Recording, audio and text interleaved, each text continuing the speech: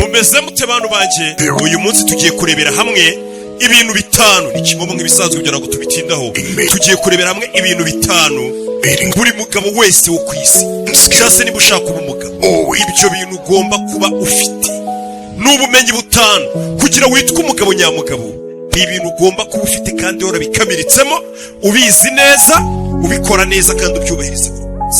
Ibyo bintu ni ibiki? Nakubwiye ngo hari abantu benshi bitwa abagabo kuko bambaye ipantaro gusa cyangwa byanditse ku irangamuntu, ariko wareba ugasanga nawe yicaye ubwe nta mugabo umurimo arabizi, sibyo? Muri iyi minsi turimo aho usigaye usanga nyine abantu bashuka no kubona ibintu byose babona, kumva ngo nawe ubwo ubugabo bukaba bushidikanyaho, ubugabo buri kugenda bushira mu bantu. Ariko hari ubumenyi buri mugabo iteka akenera kugira ngo yitwe umugabo. Ntugire ikibazo, ntabwo ngiye kukubwira ngo ujye guhiga intare wenda ukoresheje intoki ngo nibwo uzakwita umugabo, cyangwa se ngo ujye kugurutsa indege. Oya, iyi video tugiye kureba ni video itagaragaza bya bintu babeshya by'ibinyoma. Tugiye kureba ibintu bya nyabyo bifatika bikira umuntu umugabo nyamugabo. Ubundi ubu ni ubumenyi papa wawe cyangwa se ukuru bawe bakaba baragusangije. Jewe nakuze nta muntu unyigisha uburyo umuntu aba umugabo, sibyo? Nakuze nanga muko wanjye, numva ahubwo mfite umujinya gusa. Nta muntu n'umwe numviraga, ndetse nta n'umuntu nemeraga ko yangira inama cyangwa yamufasha cyangwa njye buri mu nzira nzi. Nta bumenyi na bumwe nari mfite. Ikintu cyonyine nagishoboye ni urugomo no kurwana. Ubumenyi bwose bwangiza umugabo cyangwa se ibyo mfite nonaha ni ibintu niyigishije, ariko mu buryo bugoye, ku buryo byagiye binangora nkabanza ngasubira inyuma inshuro nyinshi. Nawe uri kure ushobora kuba ari ibintu ugerageza gukora bikanga ukabona bihora byanga. Nuko wenda buno bumenyi tugiye kuvugaho ushobora kuba utabufite. Iyi video nayikoze kugira ngo nawe uri kureba iyi video bitazakugora wangiza imyaka wiki icyo bita kuba umugabo bisaba iki. Ubyikire hano uhita utangira ugenda ubishyire mu bikorwa. Uyu munsi tugiye kureba ibintu bitanu buri mugabo wese agomba kuba yaramenujemo, cyangwa se ubumenyi butanu ugomba kuba ufite kandi ukoresha neza kugira ngo witwe umugabo hano hanze muri iyi si. Ikintu cya mbere ni ukubanza guhuza n'abandi bantu kandi b'abagabo, kumenyana n'abagabo ugahuza nabo ukabana n'abantu b'abagabo. Apana abagabo ngo uko bambaye amapantaro, ibyo twabiganiriyeho. Ibintu byose muri ubu buzima tubigeraho kuko twakisha gute? Twabanje guhuza n'abandi bantu. Nta mugabo umwe, ari bya bindi bavuga twakuze bavuga ngo igiti kimwe ntabwo gikora ishyamba, sibyo? Iyo usiranye n'abandi bantu b'abagabo, ibyo bintu bigufasha kuba byakugeza ku ntsinzi mu buzima bwawe bwose, kandi muri buri gice cyose cy'ubuzima. Nivuga muri buri gice cyose cy'ubuzima nuvuga ngo uzahuza n'abantu mukorana gusa, oya, muri buri gice cyose cy'ubuzima ushobora kwisanga hejuru, ushobora kwisanga muri kariyeri zigiye zitandukanye, cyangwa se mu tuzi tugiye tunyuranye, hose ukaba ufitiye abantu b'abagabo kandi mubanye neza. Nabayeho ndi cyenyine hafi ubuzima bwanjye bwose, numva ko nihagije, numva ko nzi ibintu byose, numva ndetse ko ari nabyo birenze nkiteza abantu, numva ko nihagije, ibyo nkora bimpagije ndi jyenyine. Ariko nakubwira ngo nkurikije ibyo nanyuzemo, dufite guhuza n'abandi bantu b'abagabo, dufite kumenyana nabo tukabana. Ntubyumve nabi, nimba nanone uyu munsi ndi kukubwira ngo ukeneye guhuza n'abandi bantu mukamenyana, ntabwo ndi kukubwira ngo ubane n'aba bantu bagusubiza cyangwa se ba bantu badafite icyo bakumariye, cyangwa se ba bantu mumenyana gusa mu mayoga cyangwa se mu mico mibi gusa. Ahubwo aho kugira ngo ubana n'abo bantu nanone, nubwo kubwira ngo ukwiye guhuza n'abantu, aho kugira ngo ubane n'abo bagabo b'imbwa, waba wenyine ku giti cyawe. Byaruta kuba uri wenyine aho kugira ngo uri kumwe n'abantu cyangwa usubana n'abo wita ngo ni abagabo cyane inshuti zawe ari abagusubiza inyuma gusa. Ubona nta terambere byonyine unarebeye ku biganiro mwicaye muba muganira ibihe binini byayo. Kirenze ibyo, buri mugabo wese akwiye nanone mu gihe kuba uri wenyine ntubifate nk'aho ufite irungu cyangwa se ngo abandi bantu bagiye cyangwa se bafite irungu. Ya ufite nanone gufata kuba uri wenyine aho ukabibyaza akanya ko kwitekerezaho mu gihe uri wenyine. Ubwo tugeze mu gihe nanone abagabo waba ubona uri kumwe nabo nta bagabo babarimo cyangwa nta terambere bakuganisha cyangwa bitekerezo bizima. Icyo gihe ngo waba muri wenyine kandi ntubyite irungu, ahubwo nanone ukabikoresha mu kuvuga ngo ni akanya kanjye ko kuba ndi cyenyine nitekerezaho cyangwa se niyubaka mu mitekerereze. Ibyo ngibyo ntabwo bivuze ngo ugende ubeho ubuzima bwawe ariko nanone bwose uri wenyine, ngo ni ukubona abantu mwari muri kumwe badashobotse. bitewe n'imitekerereze cyangwa se urwego ushaka kugeraho nk'umuntu w'umugabo.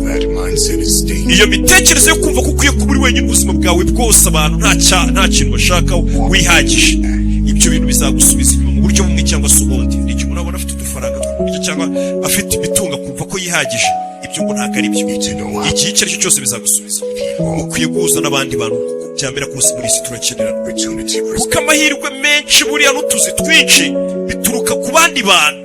Biragoranye ko muri iyi si ibintu byinshi ukora cyangwa se wakurangira ibiraka cyangwa se wakurangira akazi cyangwa se waguha inama cyangwa wagufasha uri mu kibazo, biragoye cyane ko yaba atari muziranye cyangwa se uhujwe n'undi muntu muziranye.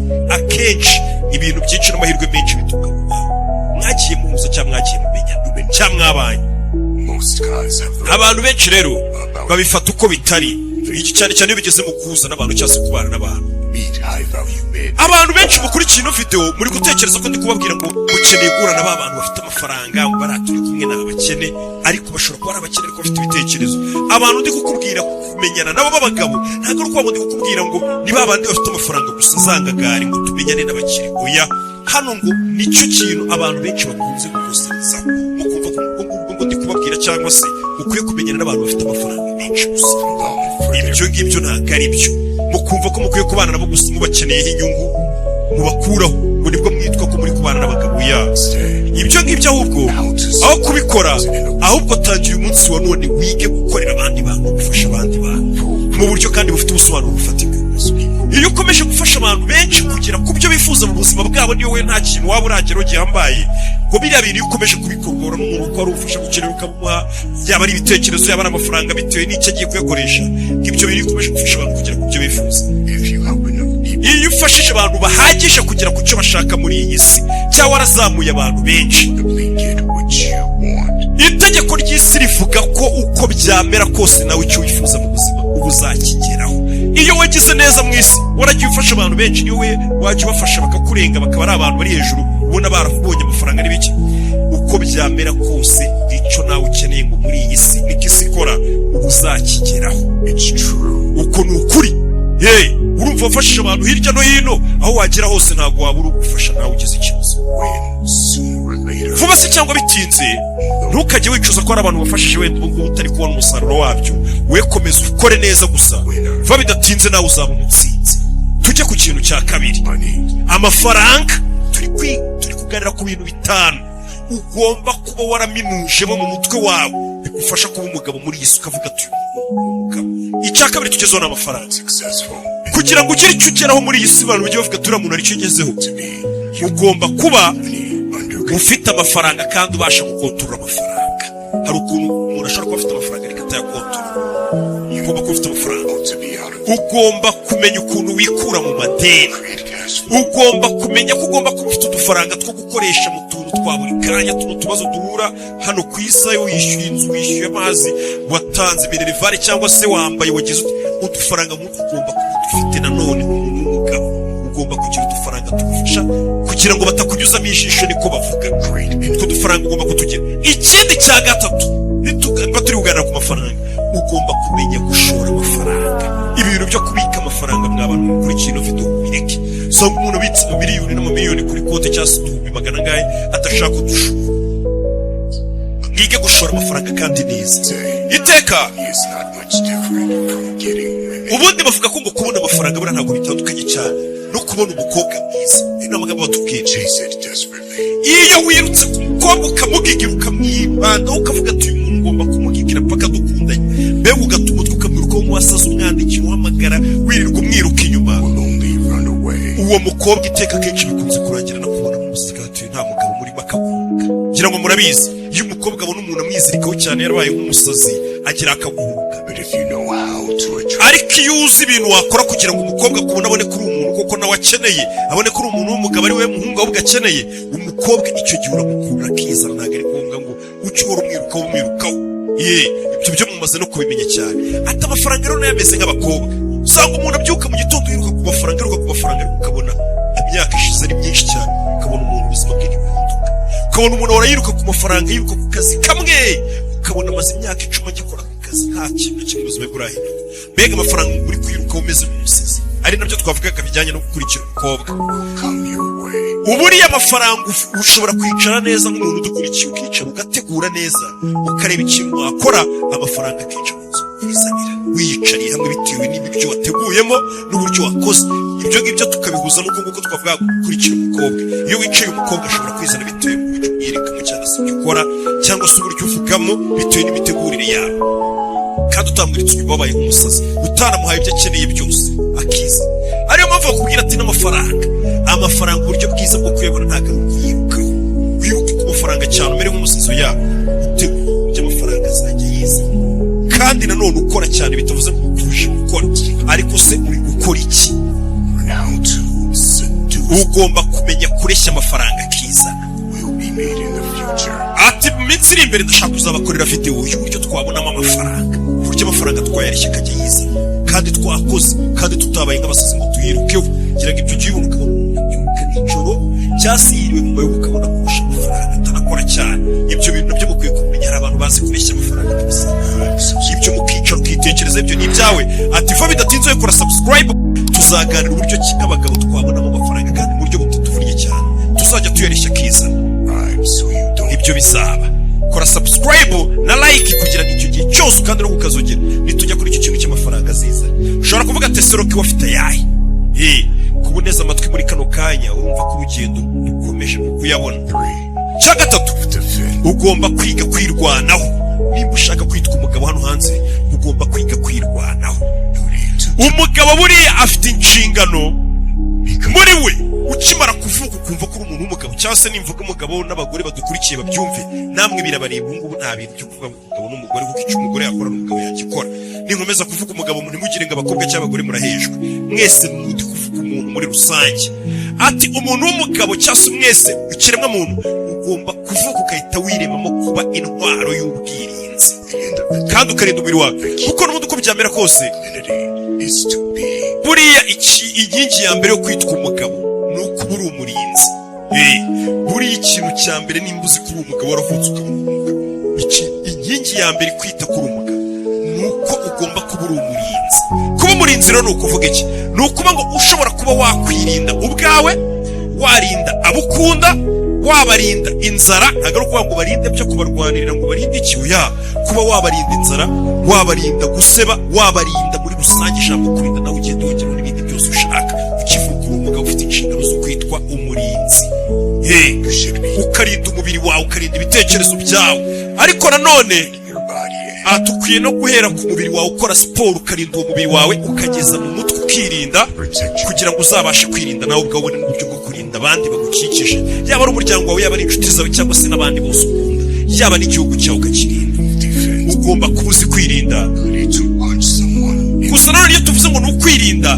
birenze bwa bushobozi nakubwiraga bwo kuvuga ngo tu umusore ngo nabasha kwirinda umuntu aje ngo namukubita igipfunsi nkamukura amenyo si uko kwirinda ndi kuvuga byo mvuga byo kwirinda birenze ibyo ngibyo ufite kwirinda mu byerekeranye no mu mitekerereze yawe ikintu ndi kukubwira wa mugabo ukirinda abantu bashobora kuba baza bakakoza mu mutwe bakagushyiramo ibindi bintu wowe kandi atari byo ukanabyizera ukagira ngo nibyo ukirinda izo propaganda cyane cyane izo ubona ku masosho media ujya ubona amasosho media ari ibintu ubona ukabona abantu bose basigaye babikora ukabona abantu bazi ko kugira ngo witwe umuntu muzima ari gukora ibyo abandi babonye bapostinga cyangwa se ubuzima bw'abandi bari gukora hari ibyo bisigaye bishyira abantu kuri purisha ukabona abantu basigaye baspendinga amafaranga bakoresha amafaranga arenze ayo binjiza kugira ngo nabo bambere nk'ibyo babona ku mbuga nkoranyambaga izo ni propaganda ziba zarashyizweho kugira ngo nyine abantu bacuruze babashe kwinjiza ati ibyo bintu byose nabyo ukabyirinda ariko bwirinzi twavugaga ukirinda n'ibyo ubona kenshi rega mu makuru n'ibyo ubona mu makuru buriya byose kenshi ntabwo biba ari byo ndetse ukaba wabasha kuba ahantu hose winjiye mu cyumba icyo ari cyo cyose ugomba kuba uzi situwasiyo iri kuhabera cyangwa se akazi ugiye gukora ukaba uzi situwasiyo iri kuhabera ni iyihe mbega ukaba wabasha kwirinda ibintu ikindi ukaba wabasha kumenya ibintu mbere y'uko biba ibyo bintu ngo bigusaba kuba ufite amakuru kuri ikintu kigiye kuba cyangwa se kigiye kuza cyangwa se ugeze ahantu umuntu akakubwira ibintu akenshi ubifiteho amakuru ibyo bintu ngo bigufasha kwirinda mu mutwe wawe ejo rero ushobora gusanga umuntu hari umuntu mu gihe urakubwira ngo bamakinze ngo nahuye n'umuntu arantuburira nkuramo ibiciri ngo byagenze kubera nta makuru ufite hari ibyo umuntu atangiye gusa nk'ugira amakuru batangira kujya kuvuga turi mu munyamugi, nta kintu wamuburaho, nta kintu wamubeshya. Ugomba kuba rero uwo muntu ukirinda wowe ubwawe kugira ngo ejo utazavuga sinabashije kwirinda. Icyo mvuga kwirinda harimo uburwayi, ukirinda n'uburwayi. Hari ibyo maze n'iminsi babona bababwira ngo muri kunywa ibiyoga byinshi, nyinshi biragenda igapfa n'ibindi byose, ibyo byose bababwira ukabasha kubyirinda. Mbere yo kurinda abandi mbega ukabanza ukarinda wewe. Ibyo byose bizagufasha muri iyi si yaba umuntu cyangwa situwasiyo, ku buryo utazigera na rimwe wisanga ikibazo utari waragitekerejeho mbere cyangwa ukigutuye. Hari nabyo birimo kwiteganyiriza, ibyo byose birimo.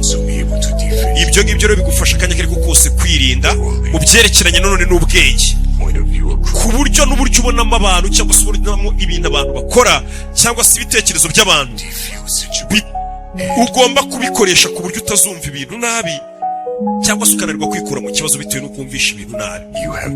Ufite inshingano zo kwigira wowe ubwawe intwari ikomeye cyane mu bintu byose cyangwa se muri situwasiyo zose z'ubuzima hose, ukaba ufiteho amakuru ku buryo nta kintu cyagutunga.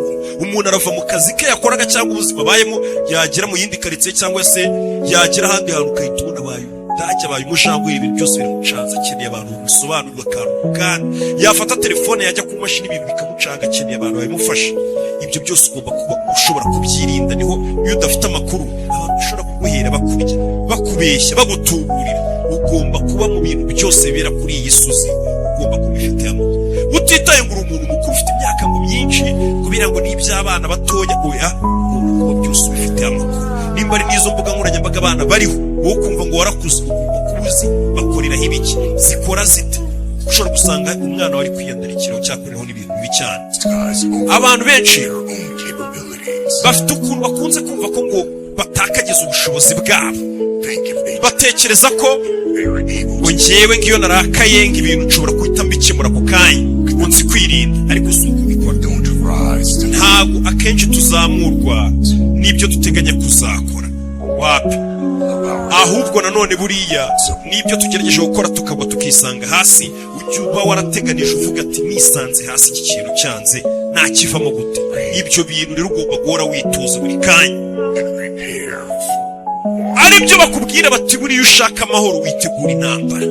His Excellency Jean de babwiye ati ugomba guhora witeguye. Iyo mvuze intambara ntabwo ari y'amasasu, intambara mu buzima ushobora kujya mu kintu ariko warateguye uvuga ati iki kintu ni cyanga nzakikuramo gute, iyi business igiyemo ni yanga ko nashoye mpombye nahagurukane, iyi nguzanyo nafashe iri ihiye nava muri iki kibazo gute.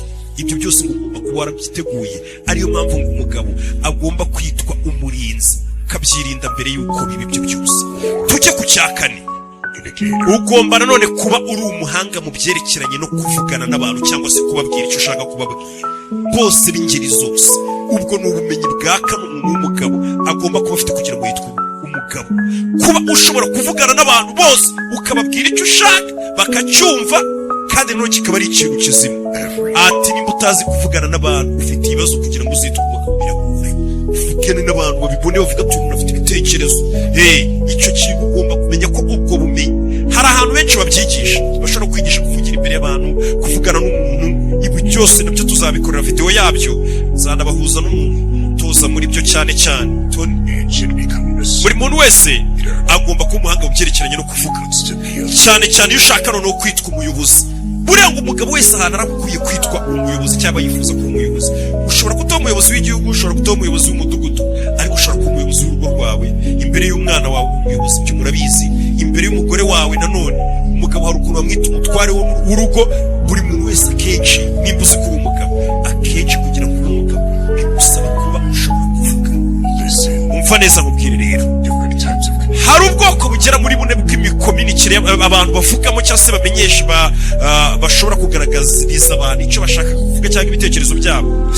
Muri ibyo bitatu, icya kane turi busorezeho nicyo cyonyine umugabo akeneye. Ibindi bitatu tugiye kubanza nibyo kwirinda, ntabwo bikeneye. Icyo mukeneye nicyo cyonyine, icya kane tugiye guheraho nakubiki turi gusorezaho. Mbere na mbere, hari umuntu ubona ibintu akabyirengagiza, kwa kurenzaho. Mu Kinyarwanda cyiza no kurenzaho. Ati ikintu cya mbere ugomba kwirinda, nimba ushaka kuvuga ikintu cyangwa se nimba ushaka kuba umugabo, ikintu bita kurenzaho banza ukirinde. Ibi ngibi umuntu w'umugabo ukabona afite isoni kuko hari ibintu bimukorewe imbere cyangwa abonye agashaka kuvuga ati hanga bareke nyine byibetu nirengerezeho menye ibyanjye bihorere bikorwe, kandi mu mutwe hari ikintu kirimo cyase umutima we wumva gushaka gusura wakavuza ati ibintu byakagombye kumera gutya, ariko ugasanga ubaye wa muntu ushaka kwigira ngo bika mu kinyarwanda cyiza urenzaho cyangwa se udashaka kwitira cyangwa udashaka kuvuga ati iyo mikominikire ni mibi cyane, ukareka abandi bantu nyine bakaba aribo bayobora situation ihari, ukavuga ngo ntushaka kwiteranya n'ukareka bagapfa kuvuga wowe kabyihorera kandi mu mutwe ufitemo ibintu wakavuze byagafashije abo benshi ubona bari no kuyumvika. Ikindi abo bantu ngo babanga kwiteranya. Icya kabiri rero ni wa muntu ubwira abantu ariko akababwira yabarakariye. Uwo muntu arabameza ati uwo muntu atandukanye n'uriya twavugaga.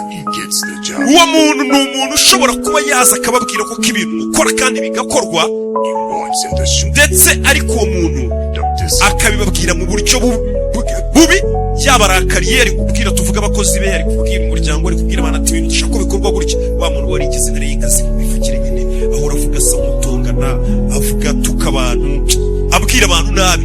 Ati uwo muntu birashoboka kenshi mu mutwe nyine bafite ibitekerezo, abagabo bafite ibitekerezo bizima kuko abona ko ibyo bintu ariko byagakozwe, ariko akabibwira abantu mu buryo bubi bubarakariye, batuka basuzugura, ubona atabashima na gatonya bakoze. Ati uwo muntu akora ibintu kuko abantu bakabikora, atariko ibyo bintu ntabwo biba bizaramba kuko abantu ntabwo baba mwivuma bamwanga. Ibyo bintu nta nubwo byamugira umuyobozi w'igihe kirekire mu gihe abuyobora akantu kose ukababwira nabo batuka babasuzugura, ntabwo bikunze kuramba. Nanjye kera nuko nari imeze, nakundaga kubwira abantu kuko mbona ibyo bagakoze bari kubyica, ariko simbibabwire neza ngo bereke, ahubwo nkabibabwira nabarakariye batukubitisha ibindi biguriki, kandi ukabereka ibyo bari gukora kuko bakaza kubikora, ariko ngo birangira ntibakwanze, aho kugira ngo uvuga turi n'umuntu ubuzima watuyobora watwereka ibyo dukora. Ibyo bintu bituma abantu bakwanga. Icyo gihe nibwo naje kumenya ko ntari umuntu ukwiriye kwitwa umuyobozi. Nawe uri kunyumva muri kano kanya, ushobora kuba ufite abantu ukoresha, ushobora kuba ufite urugo uyoboye, ushobora kuba hari ahantu abantu bakuba ewe n'umwana wawe, ntago akenshi ukwiye kumubwira nabi muri kantu kose uzi, kuko uzi ubwenge wumva ko hari ukuntu ibintu byagakozwe, ntago bisobanuye ko n'abandi urusha ubwo bwenge ukwiye kubibabwira nabi ngo bikore mu buryo.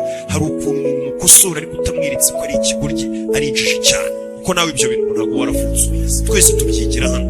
Ushobora kubimubwira ukamukosora, ariko uwo muntu azakwanga kandi waramwiritse inzira nziza yo gucamo, ariko hari uburyo ubimubwira akajya ahora yirahira avuga ati nahuye n'umuntu mu buzima w'umugabo, uriya muntu n'uwajya gukenera inama niwe yajya kureba. Nanone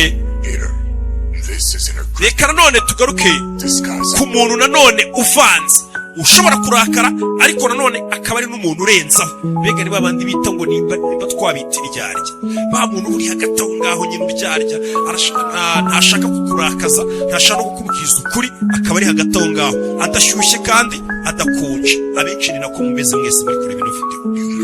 Abo ngabo akenshi ngo ni ba bantu ashaka kuza akasa nk'uvuga ikibazo gihari, akakivuga yakigize nk'aho ari burage, kandi ari kukwereka ko ibintu byagakozwe, ariko nanone akanabikwereka, ariko nanone ukabona nawe ubwawe ari kubibwira ni muri bubifate seri cyangwa se ni muri bubyubahe, kuko ari hagati aho ntashyushye ntanakonje. Uwo nguwo kuko aba afite amakuru, niba abantu babaza ubwenge akavuga ati nimbwira umuntu nabi mutuka cyangwa se aba bantu nyoboye nkajya mbibabwira nabi bazanyanga, kandi nanone akaba atabasha gukontorora wa mushinye n'ubugome bimurimo. Uwo nguwo mbega bashaka kuryarya abantu nyine ari hagati aho ngaho ari iryarya. Ibyo ngibyo nabyo bishobora gukora abantu bakavuga ati ntari birye, ariko akenshi umuntu biza kugira akinyuramo kuko ntabwo ari ibintu bimuvuye ku mutima.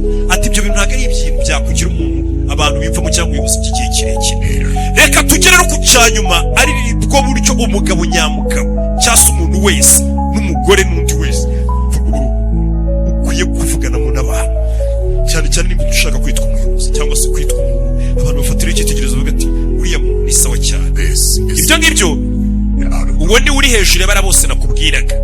Uwo ni umuntu ubasha kuvugana n'abantu, ariko ahanini ni umuntu we uvuga ibimuvuye mu mutwe, ibitekerezo bye. Apana wa muntu ariko nanone mubona wirirwa ubagurika avuga ibyo abonye tukabana sebanya, nuko ngo ariko abitekereza ngo ntagica ku ruhande ya wa muntu uvuga ibitekerezo ukabona ibintu akabivuga neza bisobanura neza yabanje nawe kunyuza mu nyurabwenge ndetse akabinyuza mu ijwi ryiza cyangwa se mu buryo bwiza kugira ngo abantu bamwumve. Uwo muntu rero ni umuntu uba ugaragariza abantu ari kubwira cyangwa se uwo ari kubwira ko ibintu ari kuvuga bihagaze. Apana wa muntu uvuga ikintu ari gusaba igice kurage yagishyizemo kurage ari kuvuga atongana. Ni umuntu ukubwira ibintu atuje ameze neza akagusobanurira ibitekerezo bye kandi nawe wamureba ngo ukabona ibyo bintu ari kukubwira ni ibintu ahagazeho. Abo bantu mujya mubumva. Ndetse nanone ngo uwo muntu ikimugira umuntu uhambaye cyane cyangwa se nawe uri gushaka umuntu wambaye cyane nk'umugabo ugomba nanone kumenya ko nimba ibyo bintu uri kuvuga ko kubihagazeho ugomba guha agaciro nanone iby'abo bantu uri kubwira bari bukubwire nabo bizera cyangwa se bahagazeho nabyo ukabyumva ukabitega amatwi ndetse ukemera guhererekanya ijambo nabo cyangwa se ibitekerezo mu gihe y'abantu baba bagusubira bakubwira ati ibi bintu nyamara nubwo ari byo wizera uhagazeho cyangwa se ibitekerezo byawe na gutya abo bantu nabo ukabumva apana kwigira intarengazi ku buryo utavugirwamo. Umuntu nanone ubasha kuvuga ibintu bye neza ni umuntu mbere na mbere kugira ngo ubashe kwitwa umuyobozi we mbere na mbere ibanza wibwiza ukuri. Iki kintu ni ikintu akenshi twese nanjye ndimo dukwiye kubanza kwigaho tukabanza tukibwiza ukuri mbere yo kubwiza ukuri abantu cyangwa se ngo uyobora abantu mu kintu cyangwa ubwira abantu ikintu cyo gukora nuko nawe akenshi ubanza ukibwiza ukuri ko icyo kintu nawe ari kugikora kuko abenshi dufite ukuntu tubwira abantu ibintu natwe ubwacu tutabikora. Ndetse akaba ari umuntu uri tayari kuba yahindura imitekerereze ye apana kumwiza ngo kuko ibintu ari uko bishaka ngo bikorwe gutyo ahubwo akaba ari umuntu uramutse uhuye n'undi muntu niyo yaba umurusha amafaranga cyangwa se umurusha n'amashuri umurusha n'ibiki yakubwira ikintu ukabasha kumva ukavuga ati nyamaze ibi bintu ngiye nibyo kandi ukanabimwereka ko ibyo bintu ubyubashye ko ari byo nawe akagenda avuga turiya muntu namugiriye inama. Nzi abantu benshi ngira inama y'ibyo bakora nkabona bari kubikora ukabona ni bari kugushimira bigize nk'aho ari utuntu bavumbuye ndetse ukemera no kuba wasaba imbabazi mu gihe wagusheje. Umuntu abantu bakwiye gufatira urugero ukavuga ati uriya niwe muntu waba umuyobozi n'umunyamuntu kandi umunyamuntu arakuze ukemera ko mu gihe waba wavuze ibintu bitari byo cyangwa se waba wavuze nabi uca bugufi ukabwira umuntu ati mumbabarire hariya nanjye biriya bintu si byari byo mbega ukerengera ingaruka zose z'ibyakuvuye mu kanwa mu gihe ibyo waba warapanze bitagenze nk'uko wabipanze ukirengera ko wasaba imbabazi utabanje. Ariyo mpamvu nanone tukubwira ati muri ubwo bumenyi uko ari butanu nkubwiye muri iyi video utaba ufite ubwo bumenyi butanu biragoye ko wazigira witwa umugabo hanze. Ni bya bindi nyine bavuga ngo ni umugabo kuko yambaye ipantaro ariko nanone tujya ku cya gatanu icyo cyari icya kane discipline tugiye kuvuga sinzi ukuntu numvisha abantu hano hanze bavuga ngo discipline ngo bisaba ngo bwa burere uburyo ngo discipline muri rusange mu bintu byose ukora nicyo kintu cya gatanu tugiye gusorezaho. Ubundi icyo nicyo cyakabaye n'icya mbere kuko iyo ufite discipline biriya bine bindi bifite ukuntu biza bikurikira iyo discipline mu mbabarire kuba ariyo dusoreje. Discipline nicyo kintu cy'ingenzi kurusha ubundi bumenyi bwose umugabo wo kwisa akwiye kugira kuyitwa umugabo. Discipline rero ni iki ndaje kuyasobanurira. Discipline ikuyobora kuri biriya bumenyi bwose nahereyeho n'ubundi bumenyi navuze. Udafite discipline ntabwo wabaho wishyira ngo wisane. Wumve neza kuba wishyira ukizana bisobanuye iki rero? Tuvuga ngo ushaka kwishyura ukizana ku buryo imodoka yawe utazayijyana mu igaraje ngo bayigukore ukavuga ati hari utuntu umuntu aba asigaye azi kwikorera uvuga ati nanjye imodoka nayikorera n'urugero telefone yanjye ipfuye nabiri ibintu byinshi nakwikora nayijyanye aha ibintu nk'ibyo televiziyo utuntu twinshi two mu rugo cyangwa se n'ahandi hose no mu kazi akagira ibintu ushobora kwiga kwikorera. Ati ufite discipline ni iki? Discipline ni ukubanza ukicara ugatuza ukagenda ukabyiga. Udafite discipline ntabwo wakwicara ngo ubanze wiga ibyo bintu. Discipline mbega gukora ibintu byawe ukavuga ati reka nicare mbanze niga iki kintu nimba nshaka kwishyira nkizana ubutaha nkajya nyikorera cyangwa bikagenda gutya. Nimba ushaka kubaho wigenga ku by'amafaranga nta muntu ukorera bya bintu usanga umuntu akubyutsa saa moya ngo aripotinze ukazi saa mbiri yakaba yanakwirukana ugashaka kubaho wigenga ku byerekeranye n'amafaranga. Icyo gihe nabyo uzakenera discipline yo kubanza ukicara ugatuza ukareka kwiyemera. Hari abantu benshi bareba zino video zanjye cyangwa se n'izindi cyaya kuko n'umuntu atangiye kumugira inama yumva ari udufaranga duke afite cyangwa se yumva akaguciye amazi uri kumubwira ugasanga ntashaka kukumva. Ati discipline rero ni iki? Discipline kuvuga ati kuvuga nyamara ibintu ushobora kuba ntazakenera ukicara hasi ukabanza ugatega amatwi nakubwira ngo subscribe ukayikora iyo nzogera ukayikanda kugira ngo utatujye tugenda iyo nayo ni discipline nimba ushaka kubona mu gukoresha ibyo gusaba discipline yo kubanza kwica ukiga kubyerekeranye n'amafaranga abandi bayabonye bati ugaca bugufi umuntu wayabonye cyangwa se ufite ibitekerezo akakubwira kandi ibyo akubwiye discipline ntabwo birangira mu kubyumva cyangwa se mu kubuza ibintu ibyo bintu discipline gutegeka no kubishyira mu bikorwa niyo mpamvu dukomeje kuvuga ati uyu mugabo afite abagomba gukenera discipline kugira ngo yitwe umugabo nimba ushaka nanone kugera ku mugore w'indoto zawe wa mukobwa ngo turiya muntu ndamukeneye uriya mukobwa niwe tuzabana cyangwa se nshaka dukundana nabyo bigusaba discipline bikubishwa mu discipline muri buri kantu kose ko kwisi aricyo kintu cya mbere gikenewe bigusaba discipline nanone yo kubanza ukicara ukiga ku gitsina gore cyangwa se ukiga ku bagore ukavuga ati ngiye muri ubu buryo ngize gutya urabizera abantu benshi kubera nta discipline bafite mu mukobwa mwiza kuko wanakamukunze kuko nta discipline yo gutuza ngo abanze yivugisha gutumugore gusa abakobwa bagenda batura mu discipline burya avugisha mu gitsina gore buryo yitwaramo imbere y'igitsina gore ukabona umukobwa arakubonye kandi nta n'umutima mubi ufite pe ariko akumva ko atari we mukwiye kuba aracyamwana abana ariko ugasanga hari umuntu w'umumeni kuko yabanje kwicara agatuza iyo discipline akamenya ati nyamara yinjirira mu cy'umukobwa ugasanga aramutwaye ari nawe mu bari inzerere ziraho ati ibyo byose ni discipline yo kubanza ukicara ugatuza ukiga ikintu ni discipline yo kujya muri siporo mu gitondo ukavuga ati ndabyuka izisange muri siporo ni discipline kuvuga ati mu rwego rwo kurinda umubiri wanjye ntazarwara ibintu by'imyijima n'ibiki n'ibindi birwara ngomba kunywa ku rugero gutya nkagira kandi iminsi nwera atari ukuvuga ngo nuko nwera mu kigari ngo nukahahiye ngo nuko abantu bose bari iyi video rero ibaye ngufi tuzakomeza tugenda tubaganiriza kenshi ku bumenyi ubundi umugabo nyamugabo akwiye kugira ngo yitwe umugabo ariko nari nahereye ku ngingo 5 zishobora kuba zagufasha muri iminsi kuba wagenderaho kandi ni mu byumve gusa mubishyire mu bikorwa sibyo mutekereze cyane ku cyo bisaba kugira ngo umenye nanone ukuntu discipline ari ikintu cy'ingenzi abantu badafite discipline basigaye bumva ko ngo kugira discipline ngo uzabona abantu bakubwira ngo dufite kwishyira tukizana udafite discipline buriya nta kwishyira kwizana ufite hari abazi ko kwishyira ukizana cyangwa se kwibohora ngo cyane cyane nk'abakobwa hano bari kutubwira ku bagore hari abakobwa cyangwa se abagore bagenda baryamana n'abantu bose ngo nta sheri mfite nta mugabo nkeneye agenda aryamana n'abantu bose abonye yarara mu mayogamo kwishyira ukizana ngo bikore ubuzima nshaka bayeho ubuzima n'ubwanjye nta muntu utegeka akumva ko ari ukwibohora kwibona discipline ngirimo nanone ukabona abagabo ngo banywe inzoga n'ibiyobyabwenge cyangwa se babyuka bicaye bari mu bintu by'amavideo game bakora ubusa kuko ngo nta muntu uri buze kumubwira ngo kora iki cyangwa jyaha cyangwa se iki nta nshingano nzima afite akumva ngo ari ukwishyura ukizana ntabwo ari ukwishyura ukizana nta na discipline birimo kuko umuntu akubwira ngo ngiye ngo nta kintu nshakiye ngo madamu nta kintu yaza mbaza ngo ndaragwa iki n'iki ngo mu rugo nta kintu baza bambwira kumva ko ngo ari ukwishyura ukizana ibyo ntabwo ari ukwishyura ukizana ngo nta na discipline kwibohora kwa nyako ntabwo ari ukwigira inyamaswa cyangwa kwigira ibati nibyo hano bari kutubwira cyangwa se kumva ko ngo wakora icyo ushaka cyose ngo uri kwishyura ukizana wapi ntabwo ari byo ahubwo kwishyura ukizana gukora ibintu discipline rero ya nyayo uyifite nibwo umenya kwibohora kwa nyako bitewe n'ibikorwa ukora nuko ubonye wese akabona kuri ku murongo wibohoye nawe uzajya kusanga ubwo buzima urimo witwa ngo ni ukwibohora